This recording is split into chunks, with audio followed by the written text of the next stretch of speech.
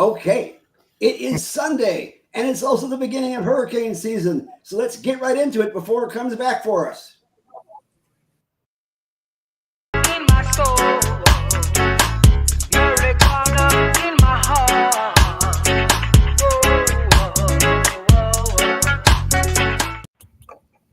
You know, it's funny when I moved to Florida, we picked Tampa because hurricanes never come to Hillsborough County, right? That's all changed, including the insurance situation, apparently, because once it hits us, then they hit us afterwards. So we're dealing with a lot of issues right now, but we are trying to deal with the issues that pertain to our particular community, and we have a fantastic guest. So let's get right into it. My name is Gary Stein. I'm your political director for Suncoast Normal. And to my right, and your left, I think, is our executive director, who coming to us from above the Beltway, where he hits him below the Beltway. And if you see his wife heading towards the door, that means it means her water broke. So we may have to postpone Chris's part of the show today. So keep an eye on that. And below him, we have our deputy director and master of business administration, Carlos Angel Ermida. Thank you, everybody. Thank you. So kind, so kind. And our special guest today in the right-hand corner now, because you just go ahead and switch it on me again. It's too much in the morning. Anyways, is our former representative, where I first met him, over in Tallahassee from this area, and now he is running for county commission. Sean Shaw. Sean, how you doing today? I'm good. How are y'all doing? Fantastic. Glad we got the technical issues. We did it, Joe. We made it. We're back in business. We did, and we almost sound semi-professional, which is really good. Obviously, you have a podcast on Saturdays. Obviously, you don't have any of these problems whatsoever because you're able to pay for the ad, right? Well, I don't have a podcast anymore. I just have an AM radio show, so it's a lot easier. It's just a mic and me. But the podcast, I remember, Carlos, I see all you're going through. I remember it's a lot, man. The sound and I used to make when we were on the radio, we had Ward, and he's just like, we showed up and he's like, everything's ready, let's go. All you guys got to do is talk into the microphone. It's beautiful. Miss those days, you know. So the question is, who do we blame? Carlos. Usually the government's good for that. I'm to blame, I think. So no, good. I blame those corporate fat cats over there. Well, I'm always down to blame some greedy corporations myself. So yeah. Well, you know, Sean, Gary was just touching a little bit on the insurance issues in Florida. And you actually used to work as the insurance, regulator for the state. Tell folks a little bit about your journey, to public service, because I know it starts going all the way back to your father, Leander Shaw, who was the first African-American in Florida to serve on the Supreme Court of the state. And I mean, it's obviously in your blood. It's something you grew up with. But tell us a little bit about how you got from, childhood watching your dad be, Supreme Court judge to who you are now, and why you want to represent us at the county level. You did a great job as our state representative, and and you were the first African American to be nominated for Attorney General of the Democratic Party in the state of Florida. So I mean, you and your family have been trailblazers in the history of this state and in politics, and so it's just want to hear more about where you're at today and how you got there. No, I appreciate you, man. It did begin when you grow up in a house like that. I was always going to be a lawyer. I did not want to be a judge. People always wonder why that is. I didn't want to make the law. I mean, I didn't want to follow the law. Judges have to follow what the law is. I wanted to have kind of an impression on how it was being made and the process of laws actually being implemented. So always going to be a lawyer. I went to, after I graduated law school, I moved back to Tallahassee. And I served under Alex Sink as the insurance consumer advocate, which essentially meant, and first of all, I didn't know nothing about insurance when I took that job. I guess it's been enough time that we can all admit this now that when I took that job, I remember two of my mentors were in the insurance industry, and I was a runner at their law firm. The first job I ever got was a runner at an insurance agency, I should say. And I'll show my age a little bit. The only reason I got that job was so that I could buy two things, a Nintendo and a pair of Charles Barkley's basketball shoes. So that was the reason I got my first job. And so when Alex asked me, did I want to serve in this position, I called them and they were like, take the job. hang up with us, take the job, and call us back, and we'll teach you about insurance. And so I learned a lot about insurance on that job. The job is kind of what has formed my political philosophy a little bit. I'm a consumer guy. Like, I'm always someone who has represented the people against corporations, the little person against the big corporate bully. That is kind of how I've always been, and it has kind of been the consistent thread throughout my politics. I've always been kind of a target from the big business industry, but I wear that proudly. And so I've always enjoyed being on that side. I sleep well at night. I don't know how they sleep, but I know I sleep well at night, being someone that defends people against corporate greed. And Gary, I think you brought up the biggest example of corporate greed in Florida, and that's the insurance industry. It's so ridiculous. I don't understand why people haven't gone to Tallahassee with pitchforks and demanded people to do something about it. It's been 20, 25 years, and we've had the highest property insurance in the country. And we just keep taking the insurance company's word for it that it has to be high, and it doesn't. There's lots of things that could be done, but we want to blame everybody else other than the people that are actually charging the high rates. And so, I took that job with Alex, and I learned a bunch about insurance. And then I moved to Tampa and became a trial lawyer, and I was suing insurance companies. And so when I moved to Tampa, I was practicing the type of law. If you had a homeowner's claim and if your house burned down, if your roof blew off, and the insurance company didn't do what they were supposed to do, which was most of the damn time, then you would call us, and we were about the best law firm in Florida doing that. And so I did that, and then I ran for the Florida House of Representatives in 2016, and I continued to do pro-consumer stuff just in a lot of different areas. Then I was on the Utilities and Energy Committee. I was on the Commerce Committee. I was on the Insurance Committee. To be honest, they hated that, but I enjoyed it, and so I got to see it from that point of view, and that was in 2016, and I thought it was pretty dysfunctional and awful then. I cannot imagine what Tallahassee is like now. It is, 2016 is when Trump first got elected, and Tallahassee has, gone downhill just like the rest of the country, really, in our political process. So I decided to run for attorney general, and in my estimation, that's the best job in Florida. That is the job where you get to sue people that are doing wrong to the people of the state of Florida, and you don't have to ask permission. I don't have to get the legislature to approve it. The governor doesn't get to tell me yes or no. I get to file a lawsuit if someone's doing wrong. And as you can tell, that's what I enjoy, and that is about the most pro-consumer job I think there is in Florida, if you want it to be. If you want to just go around saving puppies that are in trees and all kind of little roofer scams like the current attorney general is doing, you could do that too.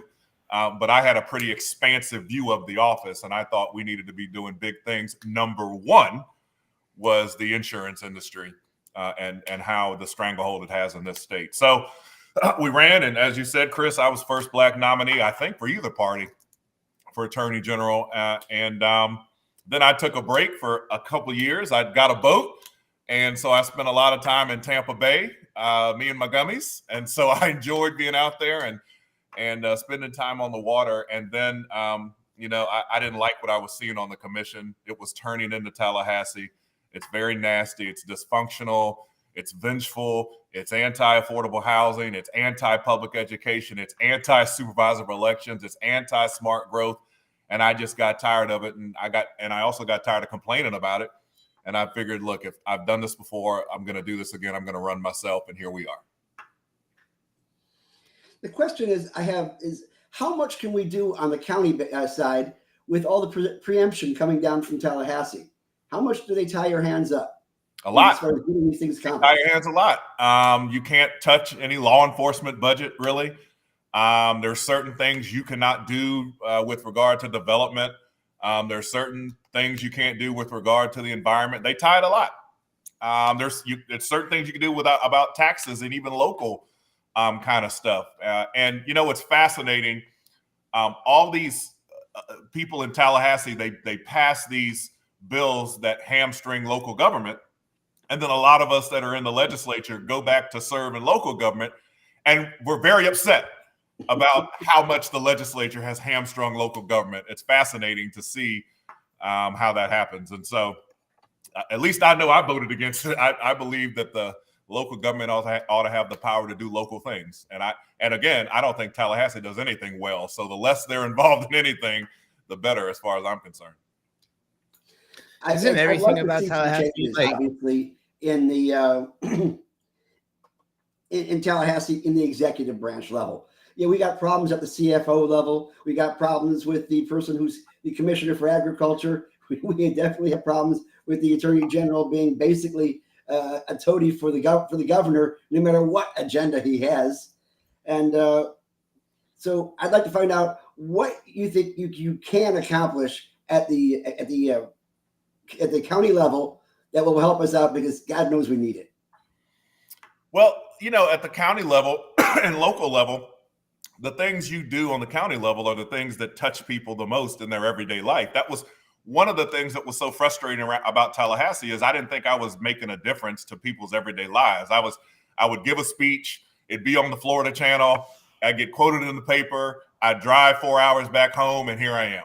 And then I'd do it over and over. And even if I voted the exact way I'm supposed to, I didn't feel like I was touching and feeling and helping people. And this county commission seat, I tell people, if someone comes into my office on a Monday, by Friday, I can do something and I can have an impact. And even if I haven't solved the problem, I can be far along down the road to get it solved, and I can have answers in a way that Tallahassee, it's just hard to do. And so these local, whether it's school board, city council, county commission, I know it sounds kind of small, but if someone comes to my office and says, I want my road repaved because there's potholes on it, and I can help that person, that's why I got into politics. I didn't get into politics to give speeches and write editorials and drive up to Tallahassee for 4 hours to get my head caved in and drive back. That just was not, I wasn't enjoying that anymore. And I want to do something where I feel like I'm helping people every day. And that is really a lot of what's driving the county commission run. Because I've gotten the question a lot, why county commission right now? And at this stage in my life, this is that partisan stuff from Tallahassee, at least the legislature, I should say. Because I'm with you. I think at the executive level, we got a lot of things we can do, but the legislature, nah, son, y'all can have that. Somebody else can do it. I don't want to do that right now.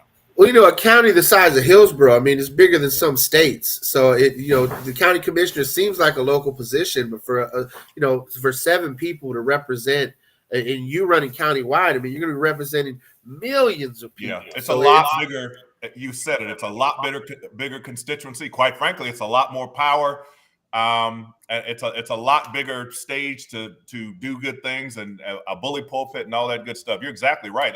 A ton of people in the legislature, after they get done serving in the House, then they go to the state Senate, and then they come back, particularly in counties like Miami-Dade, Palm Beach, Orange, Hillsborough, and they run for county commission for that very reason. Or if they're a corrupt Republican leadership, they wind up being president of a university in Florida. Well, or they end up being governor and attorney general and CFO and ag commissioner. And yeah. So, you're running for at-large position, which means not just the fact that when you and I have a selfie, you're much larger than I am, which is true. I'm a little shorter. But that means that regardless of where you live in Hillsborough County, they can vote for you, correct? Right. And listen, that's tough. This county is very different. I live in Seminole Heights, and that's a lot different than Waimama, and that's a lot different than Carrollwood. It's a lot different than Progress Village and areas. And if you're running countywide, you got to understand that. I'm not running for Seminole Heights commissioner. I'm not running for Tampa City Council. I'm running to be countywide. And so there are disagreements that this county has on certain issues, and I've got to understand that. And I still got to make a vote at some point, and I got to make a decision, and I got to answer to my constituents for it. But I have to at least be aware that different parts of this county have different concerns and different solutions to those different problems. And so that's something that you learn when you're going around this county. And we, kind of a lot of us are so Tampa centric because we're here in Tampa, and you're so urban and everything is urban. And you get to other parts of this county and they don't want a whole bunch of houses and buses and urban stuff up next to them. They like it just how it is. And then there's other areas that, their water pressure is trash. And so there's just a lot of different problems. And you got to, particularly as the countywide person, you got to be aware of that and willing to make decisions that help the county as a whole, even though it might not be the best for my area right here in Seminole Heights. That's kind of the push of this. Yeah, no, I don't envy the challenges in front of you. It was basically to work on civil citations in Hillsborough County and in the city of Tampa alone. And I remember talking to Pam Iorio, who was telling me that there's always been a kind of a pull and tug between the city and the county in regards to various things. And that seems to be an issue as well. Well, it's getting worse because the current county commission is 4-3 Republican, and it's not just kind of normal Republicans, if those exist anymore. It's kind of the vengeful, anti-public education, anti-affordable housing, anti-buses, anti-public transportation. It's really weird. And so, you just got to navigate that. And I got asked the other day, how are you going to navigate the commission? I was like, look, the commission's bad, but it's nowhere as bad as Tallahassee was. So we'll be fine. Sean, in regards to civil citations, and we have a situation where it's always the police officer's discretion as to whether or not there's an arrest or a civil citation. And it seems to be there's a difference between the county and the city as far as how that goes. Is that coming from the police department, or is that coming from a higher power?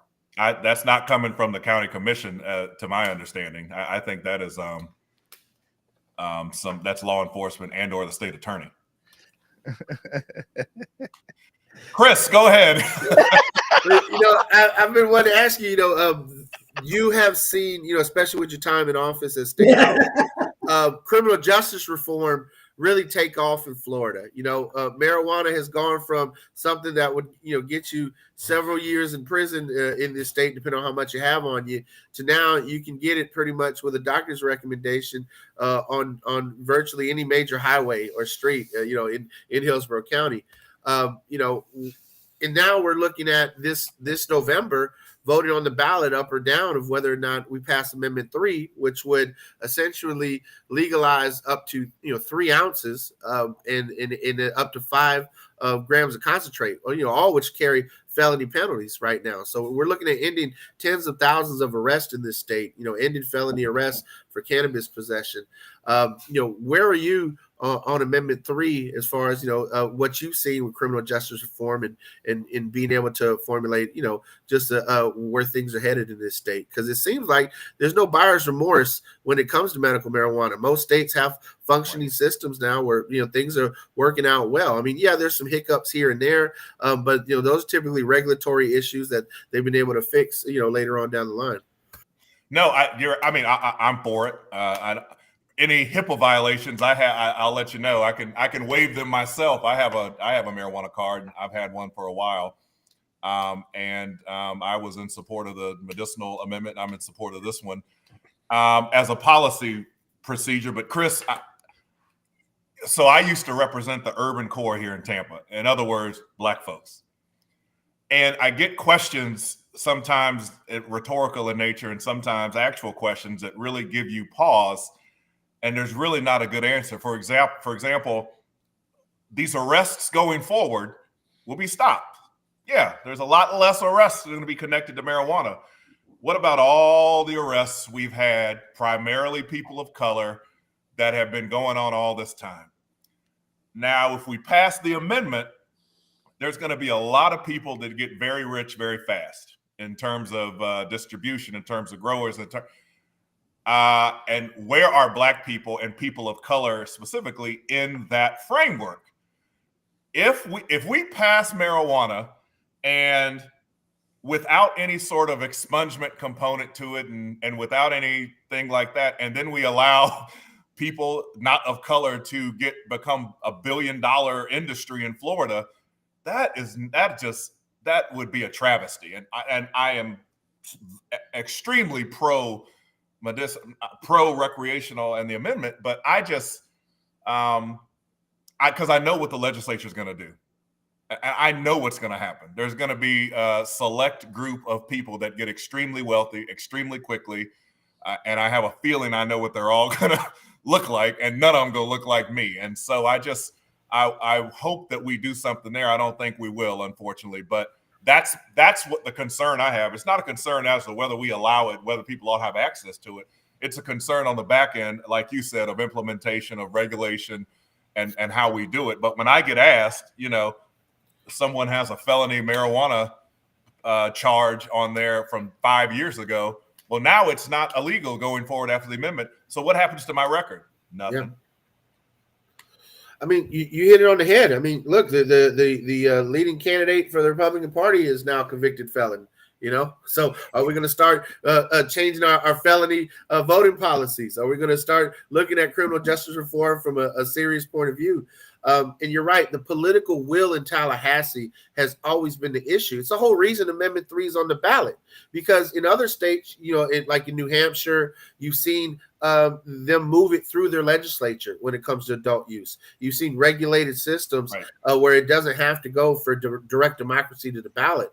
But the whole reason we continue to see marijuana be something that's issued out by direct democracy is not because legislators think, oh, let the people vote on it. It's been that the legislators themselves don't have the courage or the will to actually tackle tough issues like cannabis reform, in Tallahassee. I mean, you're exactly right. The legislature is not going to pass a bill to allow recreational weed and the governor sign it and we all do a ribbon cutting and sit there and cheer. Yep. That's not how this is happening. The reason that you've got to put it on the ballot, get the signatures, get to 60% is because the legislature has been fighting it every step of the way. And so there's a tremendous amount of money you have to spend to get something on the ballot, to get the signatures, to get the lawyers to take it before the Florida Supreme Court, to get it approved. Like, all this is a process that the amendment has had to go through with a lot of money behind it, because there's no way that your elected officials would do this. And I do want people to understand that.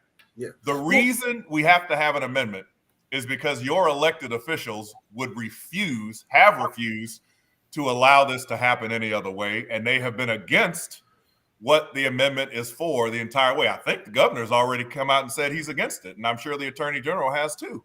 Well, interesting you say that, Sean. The governor has a bill on his desk, or at least headed to his desk, that was passed by the legislature, which seems like an overreach into regulating small businesses that operate in the hemp industry in Florida, in particular Carlos's business. And this bill could be devastating to his business and many other folks like him. Oh, that's my teapot going off, y'all. So let me finish this thought, and then I'll get that whistle done. But the fact I'm is, so angry that he's trying to take me out. It's steam coming out here. But with this bill on the governor's desk, he even said that he may veto the bill in order to spur the hemp industry to want to vote against Amendment 3. Carlos, if you could take over this question and kind of, Sean's response. I mean, what do you think about this strategy the governor wants to do to take Amendment 3 by getting people like you to vote against it because he wants to save your business? Well, to be fair, the articles that I've read have been like, we can't identify our sources, but we have it from somebody on the inside that the governor is going to veto this bill. But the concept basically is that the governor does not want adult use marijuana to be passed. The medical marijuana system has been putting forth this amendment initiative, but they also push bills in the legislature to take the hemp industry out. The best way for the governor to fund the No to Adult Use campaign is to help the hemp businesses that are in direct competition with adult use to make sure that it doesn't go through. So I don't know if that's actually his strategy or not.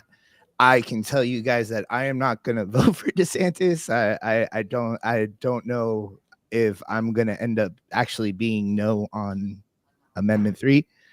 But I can tell you that a lot of people in this business are saying no, vote no on that amendment. It helps adult use. I think that actually might be a good strategy if the governor is trying to do that, because the idea is that marijuana has already passed. You can come to a hemp store, you can buy Delta 8. In some cases, you can get Delta 9. Some places even sell THCA. So I don't know. What do you think, Sean? I had not heard that argument before. That is interesting. And listen, these constitutional amendments have to pass at 60%, which is any politician that gets 60% ought to be damn proud of themselves. That's a lot. And so I think it's polling at 64, 65, somewhere like that, which means all you need to shave off is 5 to 10 points, and anything that can do that will tank the bill. And I would be shocked if that wasn't exactly what he was thinking when he did it. It's craven, and it's I have customers coming in and out of the shop even while this show is going on. I'm actually here in the store right now, and we've had about 4 customers since the show has actually started. And it would be a good strategy if the people that come to this store, if we're like, hey, research that amendment, it's not what you think. But let me ask you a question then. Sure. You believe that people will no longer want to access your product once Amendment 3 passes? Is that the deal? Yeah. Okay. And to be honest with you, I started Chillum because I want to own a cannabis dispensary. That's essentially what a lot of these companies have done. So if you're passing, adult use without us being able to get in the business, a lot of us don't really see the point, especially if we're selling THC products. A lot of the edibles I eat now are just edibles that I sell in my store. I don't go to the medical marijuana system for that. So it's, I definitely think that even if adult use comes out and it's taxed like a motherfucker, and and it's super duper expensive, there's going to be people that are like, I don't want that Delta 8 shit. I want the real thing. You know what I mean? Yeah. I hadn't heard that before. Well, the other thing to look at is, and I want to say this to the hemp industry out there who may fall for DeSantis's okie doke. DeSantis is pretending to be your friend right now, but just this update coming out just this week out of DC, the House Committee on Agriculture have approved an amendment to federally criminalize hemp-derived products containing mood-altering cannabinoids. The amendment revises Section 297A of the 2018 Farm Bill, which expanded the definition of hemp to include any part of the plant, including extracts or cannabinoids, that don't possess greater than 0.3% THC on a dry weight basis. This amendment was sponsored by Republican Mary Miller from Illinois, and it will exclude products from the definition of hemp if they contain cannabinoids that are not capable of being naturally produced by the hemp plant, or if they're the result of any type of chemical synthesis. I think it's important to point out that, I really do get the feeling that sooner or later the hemp industry is going to be gone. We're fighting, and we're going to continue to fight until the end.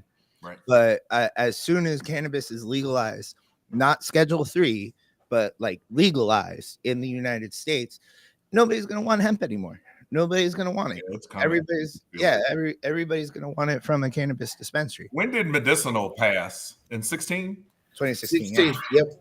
I remember this. I was in the legislature when we were arguing about this, and I got to tell you, the old people in the legislature and the shit they were saying about what would happen if it passed was stunning. And their stories about one of them told a story about her daughter and addiction to heroin. I'm not sure how that was relevant to medicinal cannabis getting on, but you understand it was the demonization of drugs in general. And Florida will just turn into California, and they'll be the Walking Dead up and down. It was crazy, the kind of stuff they were saying on the floor. And of course, that's kind of how people think. That's who's in the legislature. And so, but the people, that's why you got to get it directly to the people. And it passed, and I was glad it passed. I remember and this shows you how quickly these things happen. When I was running for attorney general, one of the reporters stuck a microphone in my face and was like, Sean, have you ever smoked marijuana? And my comms director at the time was like, we got to go. Oh my God, we got to, and got real nervous. And I was like, dude, it's 2016. Yes, I smoked weed in college. What are we doing here, man? Come on. God. I've got to tell you though, Sean, bro, it is, can I call you bro? If you fix this podcast, you can call me bro. Yeah.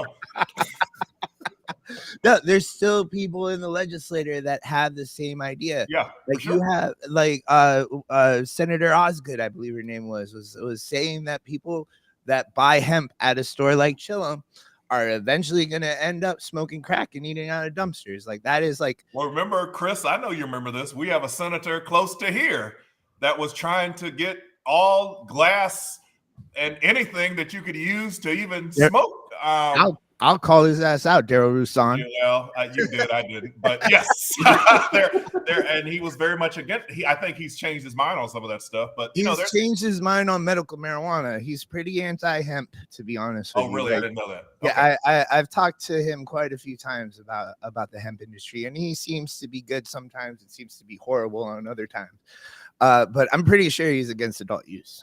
I'm pretty sure he's that's why this sounds corny and this sounds hokey, but this is why the political stuff is so important, and who you send up there and make them talk about it before they get elected. All of us, when we're running, tell you all these promises and tell you how great we're going to be and all this, and then we get there and you're like, oh wait, they're anti blah blah blah. So you got to make sure that when people are running and you get them on stuff like this and you ask them, where are you at? Like Chris did to me, where are you at on this amendment? And where are you at on this issue? So Sean, you're like straight up like, I have a medical marijuana card. I do consume cannabis. Like you're out of the pot closet, so to speak. Right. Okay, cool. Where do you go? You live in some. Well, I'll tell you, we're being candid here. I was born in 78, so I went to college, 25, 30 some years ago. So I'm somewhat of a lightweight now, apparently, because this stuff they got, I can't do it. And so I usually go to, I think a Curaleaf or a True Leaf right up the street here from my house in Seminole Heights. Right. And I go there and get the really kind of low gummies, and it kind of helps me sleep, or I'll take some of it when I go on the boat and just kind of do that kind of deal. But that's kind of how I do it. But it certainly helped. I got it primarily for the sleep issue. I'll get you some better gummies here, chilling. This is the least you can do for the front end of the podcast. Well, Sean, you were around for the implementation of Amendment 2, which brought us medical. One of the things about Amendment 3 is that it has a little window in it that will allow, in the language, the legislature to not just license the existing MMTCs, but it says in the amendment, other businesses. I'm of the opinion people like Carlos in the hemp industry who have shown, a track record of proven safe, consumer sales, they should allow these hemp licensed businesses to essentially get in. Like you said, we talk about representation of small business, of making sure that we have a diverse medical marijuana market, a diverse adult use market. We're not going to get any diversity with just handing the existing MMTC license holders the ability to sell, over the counter. But if we allow small businesses to get in, that's where we're going to see the diversity come at. And I think the opportunity to break up or at least supplement the vertical integration that we have in Florida is, through allowing hemp businesses to get into it could be beneficial. I just wanted to, I know a lot of folks probably haven't really thought about it, but I want to see, what were your thoughts on it? I got bad news for you, buddy. I agree. Obviously, I agree with that. I think this all ought to be split up and as many small people get it as possible. But Chris, how much money did you say was behind this amendment? $50 million? Yeah, $50 million. So far. What do you think that $50 million is coming from people like Carlos? No.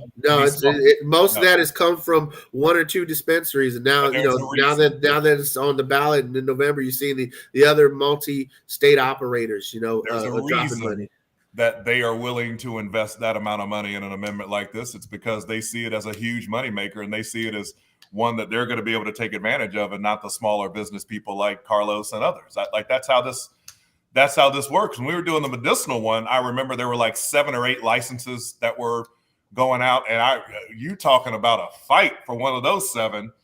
And I've never been so important in my life because the Black Caucus was threatening to not vote for any of them unless somebody Black was involved in one of those 7, and they got very nervous because we could have killed the whole thing. And so that's how FAMU, if you remember, that's how FAMU got their marijuana research facility, was because the Black Caucus was important on that day at least, and the Republicans and those in charge had to listen to us. But what I will say though, it will eventually open up. I think the market will eventually open up. I just think at the front end, those that are going to get a leg up are the people that can afford to put this money up, can afford to get a lobbyist to go to Tallahassee and say we ought to be able to do it, because you know how this process is. It's unfortunate, but that's kind of how it is. But I think eventually it will open up. Sean, let me ask you, Sean. Okay, so you got bad news for us for small business. Okay, that's fine. We're done with that. What about expungements? I got worse news for you.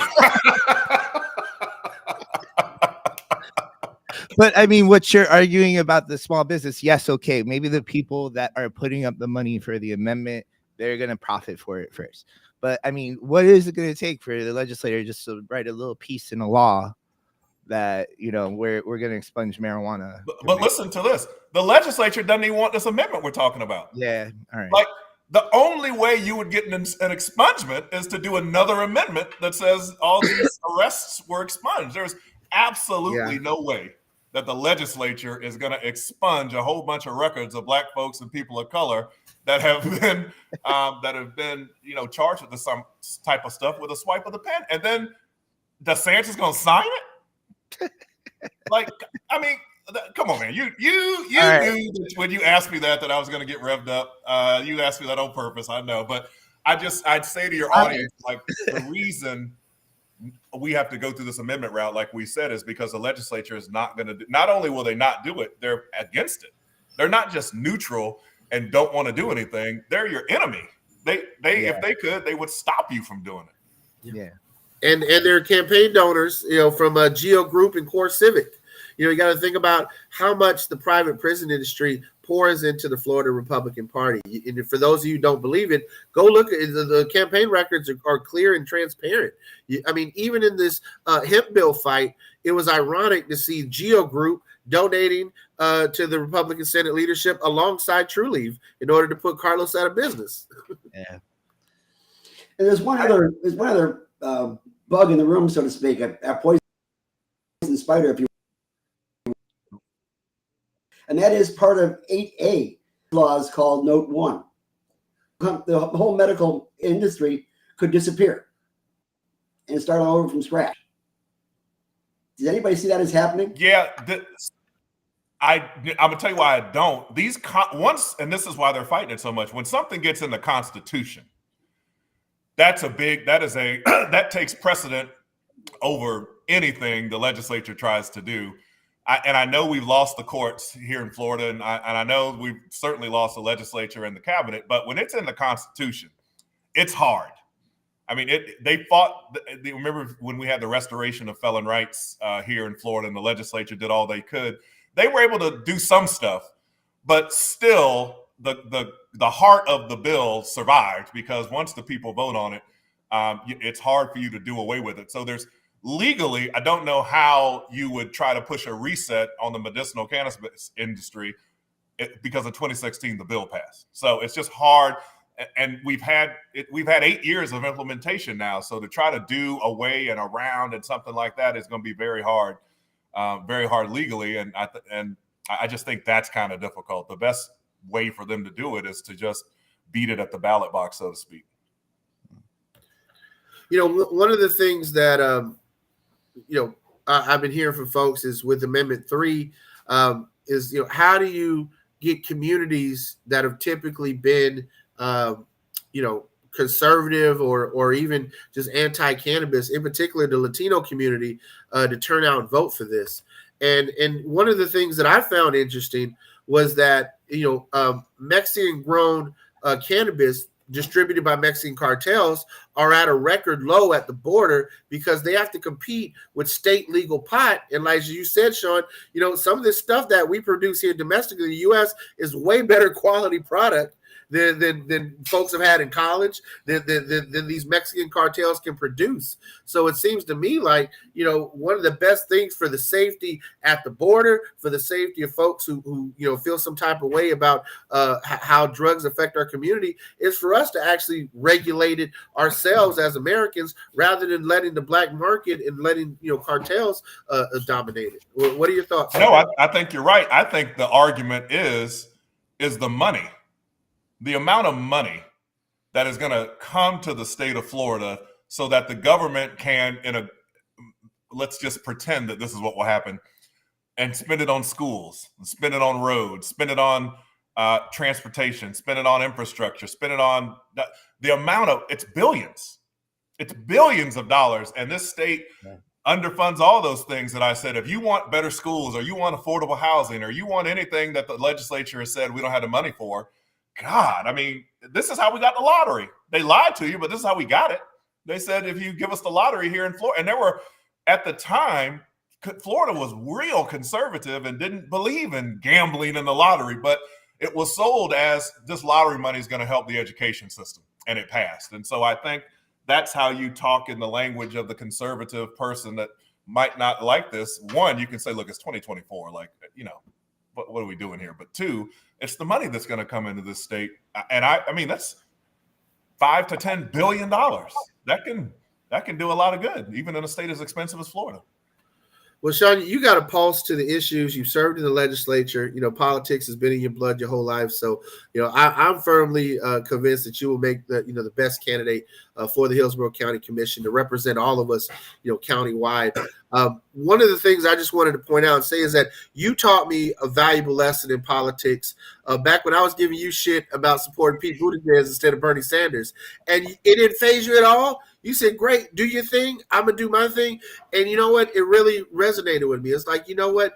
Do your thing. Run your race. Have your blinders on. Don't worry about what haters got to say. Don't worry about what other people have to say. Do you. And in the end, things will turn out for the best. Well, Chris, I just want to say thank you for teaching me. It took me a long time to develop the patience to say that myself. But I finally got there. And, I have learned this, and it took me a while to get here too. Just because someone disagrees with you politically doesn't mean that they're a bad person. It just means maybe they disagree with you politically. And we've gotten to a point now that if you don't agree with me on this issue, then I hate your guts and you're bad. And like, we don't have to do that. We can disagree politically and then go have a drink after. I mean, when I used to come home from Tallahassee and go to Publix in Seminole Heights, I used to get cussed out. Probably seven out of the 10 people that came up to me were going to cuss me out. I mean, you know, that's what I signed up for. It's okay. I mean, I got you. And you just got to take it. No one begged me to do this. I'm doing it because I'm involved in trying to help people. And this is my way of giving back, but I know what comes with it. But we do have to kind of be able to accept disagreement and be able to accept the tension of politics. That's what, and this sounds corny, that's what America was built on, was that tension. That's how we've kind of grown, is that natural tension in our government. It's out of control now because some of y'all are crazy and some of y'all so off the chain. You don't know what you're doing, but that tension is natural. And so, yeah, like, you know, do your thing and then we'll all come together at the end. Well, some of us. Well, also see in the background that you're brother of Omega Psi Phi, so I know you ain't scared of nothing. I am. And I got my brands covered up, so y'all let me come on the show. So I'm trying to be presentable. Oh, I see the motorcycles in Ybor. Nice. I know exactly where your office is, where your store is now. Yeah. Carlos, the camera's on the mic. So I want to say something. I muted because of I didn't want the motorcycles to. Oh, nice. I don't know. I don't know what the hell's going on out there. They're still going. Gary, do you have any more questions for Sean before we go on to the news? Yeah, in fact, I did, but I lost what it was. Oh, yeah, I know what it is. You had a guest on yesterday that we were having a hard time getting on, and that is Andrew Warren. And we've been very concerned about him being able to be taken away from his position just at the whim of the governor, not because he did anything in particular wrong. Lets me think that we don't have as much control on the county level as we would in any other state, pretty much. It doesn't make any sense that they could just yank out the person who is in charge of all the jurisprudence in the county. I told Andrew, and I'm hoping that he is going to win and handcuffs on me forward. That was one of the most egregious things that I've seen. You're right. The way you beat somebody you don't agree with is at the ballot box, and you run someone against them, and then you beat them, and then Andrew's not the state attorney anymore. That's what happens. And, you know, we discussed it on my show. Legally, it was ridiculous. Legally, Andrew won. It's just for very weird legal reasons, the judge doesn't have the power to reinstate him right now. But the judge, if you read it, said it was unconstitutional, it was purely political, and it shouldn't have happened. So Andrew has won in court. And two, even the governor admits he did not remove Andrew for anything he did. He removed Andrew for Andrew saying what he might do and what he believed. Now you tell me how you can remove someone for them exercising those sorts of First Amendment rights, and it's just outrageous, man. And we got a governor that is,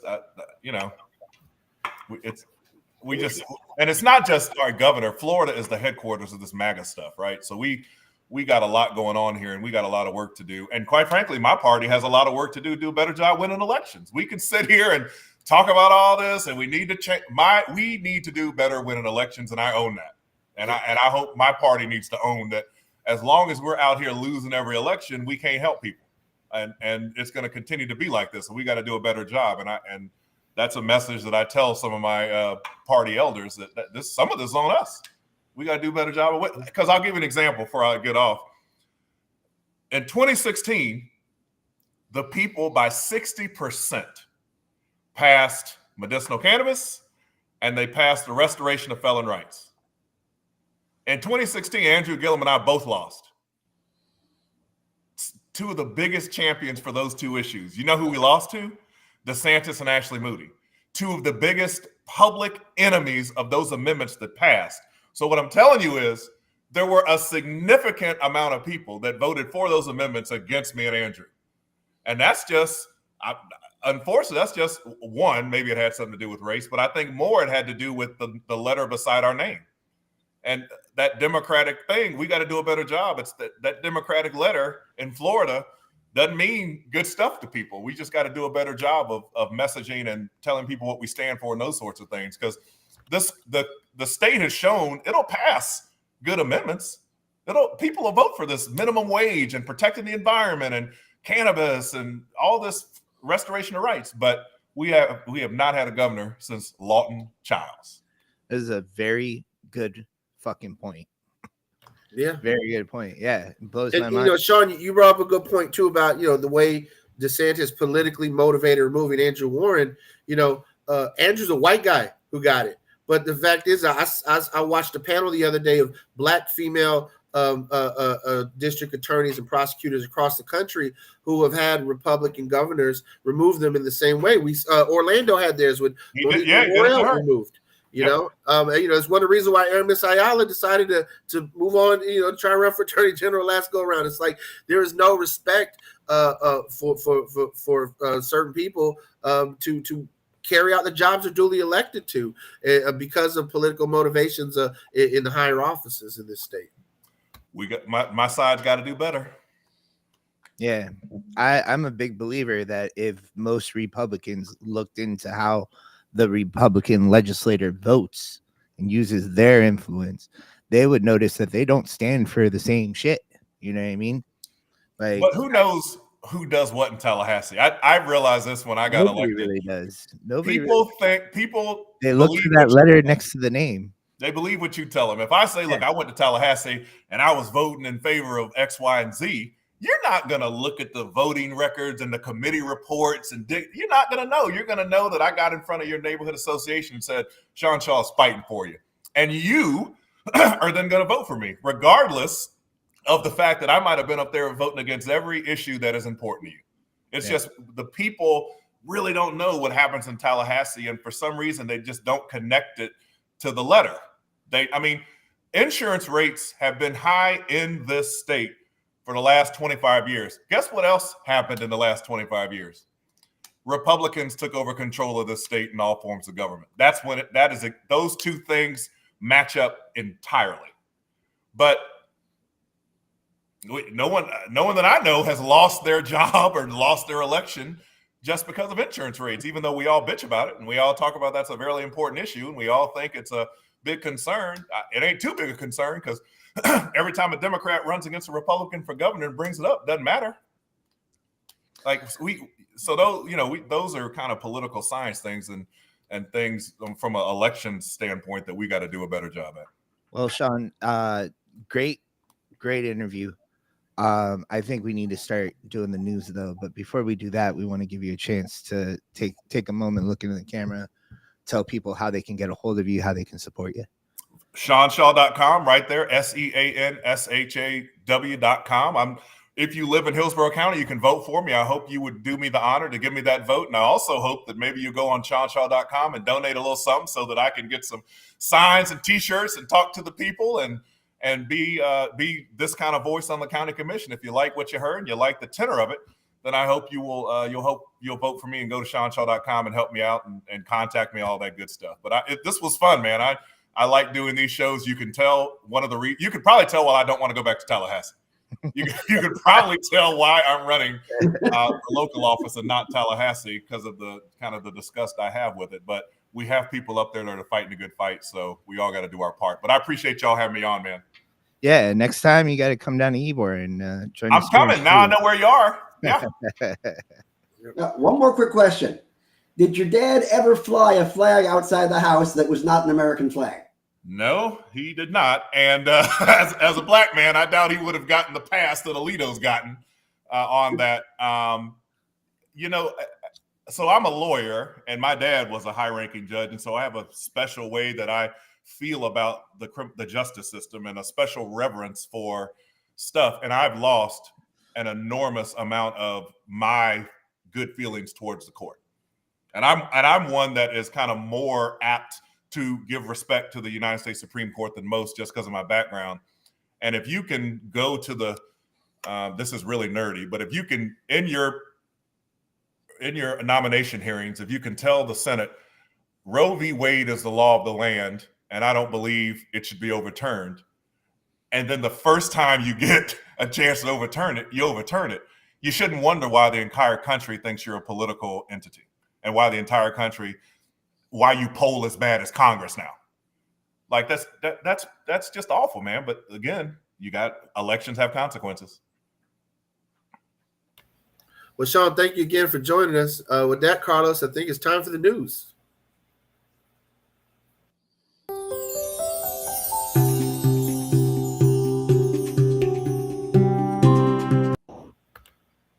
So a key GOP House committee has approved a large-scale defense bill with a number of marijuana and psychedelic provisions attached, including a proposal to prohibit military branches from testing recruits for cannabis. The House Armed Services Committee passed the 2025 National Defense Authorization Act last Wednesday. And what we're looking at is a provision in there which includes military personnel subcommittee drafts of the NDAA proposal and ultimately incorporated into the legislation that was passed by the full panel, calls for an update from the Department of Defense on the status of psychedelic clinical trials that are being conducted as prescribed under the 2024 version of the bill. Members also accepted an amendment from a guest of this show previously, Representative Nancy Mace of South Carolina, that will require the DoD to issue a report on how many service members have been discharged due to marijuana. Under a section on recruitment, the bill proposes eliminating marijuana testing for enlistment purposes. Quote, Section 531, prohibition on cannabis testing for enlistment or commission in certain armed forces. And essentially, that it will require the testing of cannabis as a condition of enlistment or commission to the armed forces. This mirrors a similar proposal the DoD heard last year that was led by Matt Gaetz.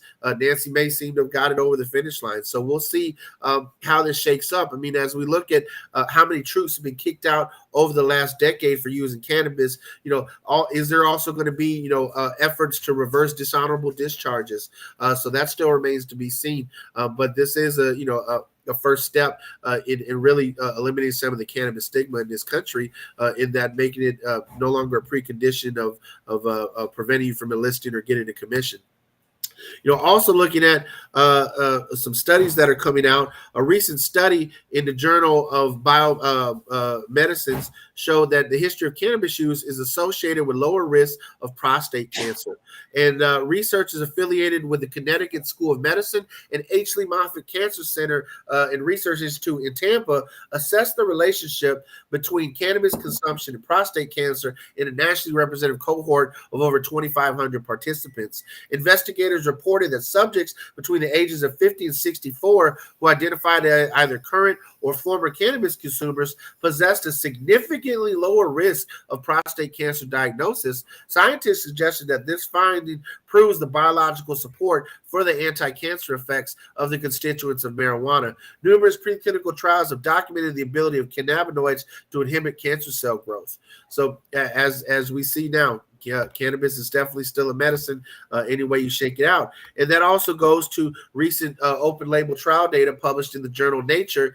Scientific reports show that the daily application of transdermal gel containing CBD relieves pain and improves the quality of life in patients that have hand osteoarthritis. And this is a research that's been coming out of Australia. Moving forward, on the political side of things, we saw that the New Hampshire Senate has approved legislation regulating adult use sales of cannabis. They took up House Bill 1633, which establishes a statewide regulated adult use cannabis market. And this vote marks the first time that the chamber has ever endorsed a legislative effort legalizing marijuana. Currently, New Hampshire is the only New England state that prohibits the adult use of cannabis sales. And then, looking at the medical side, the governor of Delaware, Governor Jay Carney, has signed House Bill 285 into law, which expands medical cannabis access to seniors and others. The new law took effect upon passage, which provides discretion to physicians to issue medical cannabis recommendations to any patient who may benefit from it, regardless of whether or not they suffer from a state-specifying qualifying condition. It also allows those 65 or older to self-certify for a medical recommendation, absent having to go to the doctor. I think these are great steps that we should look at in Florida. But as our special guest today, Sean Shaw, said, political will is not necessarily there in the legislature, but there are some other states doing great things. And it goes to show what happens when you have a democratically led legislature. Things can change for you significantly. But I want to stay on this one key hot topic issue that affects a lot of folks watching this show, a lot of folks who are in the hemp industry, and that is that the House Committee on Agriculture has approved an amendment to federally criminalize hemp-derived products containing mood-altering cannabinoids, and they define that as the federal definition of hemp to prevent allowing any cannabinoids that are not capable of being naturally produced by the hemp plant or if they're the result of any type of chemical synthesis. In recent years, manufacturers have been synthesizing hemp-derived CBD in a variety of intoxicating novel cannabinoids, including Delta-8, HHC, and THCO. And essentially, all these various cannabinoids will be illegal under the hemp bill they're pushing for fiscal year 2025, which will update the 2018 Farm Bill. Now, just to be fair, this is just one committee. It isn't gone to the president's desk. It isn't in the final version. Obviously, there's going to be conferencing between the Senate and the House versions and everything in the overall budget. But to those who are, possibly responding to Ron DeSantis's, strategy of, oh, well, I'm the champion of the hemp businesses, so you should shut down, trying to approve an adult use amendment in Florida. DeSantis is okie dokie you, okay? The hemp businesses at the federal level are really where the battleground is right now. In Florida, hemp businesses, if he vetoes the bill, will get a reprieve for another year. But there's nothing stopping them after the election next session from revitalizing this attack on the Florida hemp industry. Or if at the federal level things keep going the way they're going, DeSantis can wipe his hands clean and be like, oh, it's not my fault. It was the feds that changed it. So don't fall for the okie doke, y'all. When it comes to ending arrest in Florida, Amendment 3 will end tens of thousands of arrests. Plain and simple. Now, the devil's dealing all that. Obviously, the market's going to get cornered by the existing MMTCs for a couple of years. And we're still waiting the DeSantis administration to issue out new licenses to increase competition. But that's where we are, and that's the normal news. And I think it's important to point out, too, that, like, even if he vetoes the hemp bill, Cano's gone. Even if he vetoes the hemp bill, he doesn't what's to stop the legislator from going through this whole fucking bullshit again? And then, come February and whatever fucking time the legislature meets next year to pass the same laws and get everybody out of the business again. I think it's I can also, guarantee if he vetoes it, they're going to go ahead and put it right back on again.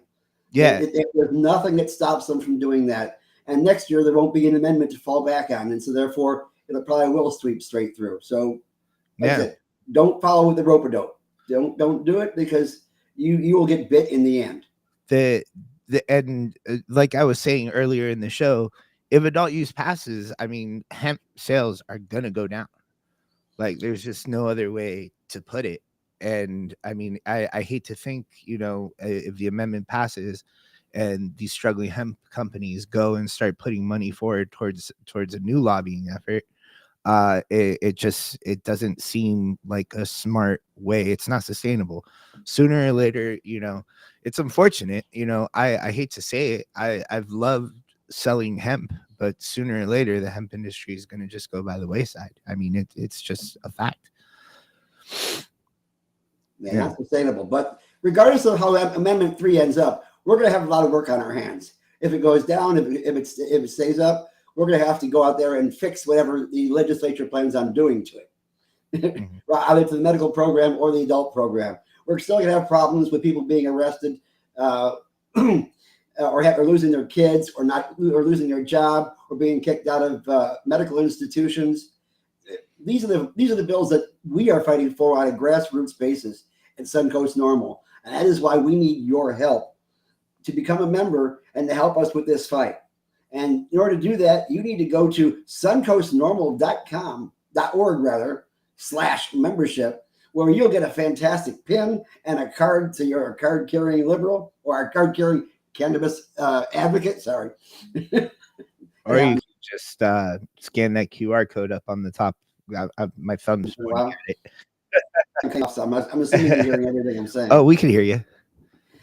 Kano, maybe you could tell us what you get when you become a member of Suncoast NORML. Well, of course. I mean, the amazing thing is you get the peace of mind to know that your time, treasure, and talent are going towards legalizing it. But more than that, as Gary said, you will get your gold leaf marijuana lapel pin, and of course, we have you can become a card-carrying member of Suncoast NORML. Also, there's some amazing things that we're doing on the national level. I have a national board retreat coming up in a couple of weeks, where we're looking at what we can do to help push things across the finish line in Florida. But as Gary said, there are tons of other states that are also doing it right, and we need to model those things. For example, Gary has been very astute in paying attention to these various issues and helping us draft legislation. His tourist reciprocity bill, I think, is a big one. You have medical marijuana patients from all across the country flying into Florida for vacations, and essentially they have a choice: go without medicine or smuggle medicine, because currently only Florida residents can access our medical cannabis dispensaries. And so I think that allowing for medical reciprocity is a big thing. Of course, when it comes to protecting civil rights, we still have been fighting for 5 years straight for a worker protection bill. And I think it's time that the legislature actually do something on that seriously. When people still continue to lose their jobs and have professional licenses put at risk, all for just being medical marijuana patients and doing things the right way and legal way, they're still losing their livelihoods. And then, of course, there's the issue of you even losing your kids, whether you happen to be someone who may need to use cannabis during pregnancy, or you're just a parent and it's used against you in a custody trial. So there's a lot of issues when it comes to parental rights and medical cannabis use that need to be addressed. And then, of course, is the discrimination of medical patients, whether you get kicked off a pain management plan, or you're denied an organ transplant, or even kicked out of your nursing home, all for using a state-sanctioned legal medicine and utilizing it legally. These are still discriminations that are happening across the state every single day to medical marijuana patients. And you wonder why people say, I don't want to be on a list, I don't want to be on a registry. There's still a stigma around going out and getting a doctor's recommendation outside of the out-of-pocket cost. $70 or $75 to the state every 270 days to renew your card, on top of the doctor's recommendation, which is out of pocket and can cost money.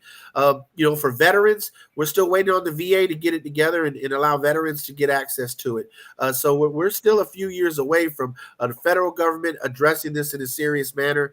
And the sad part is that elections matter. And if we elect the right people into office this November, we can actually address these things now, here in Florida and be an exemplar for the rest of the country. But the political will is not there among the vast majority of incumbents that we have seen. And we're going to endeavor on this show over the next several months to bring on candidates that are not just pro-cannabis, but that get it, that understand that consumer civil rights need to be protected, and that people should not be discriminated against for utilizing a medicine that is legal.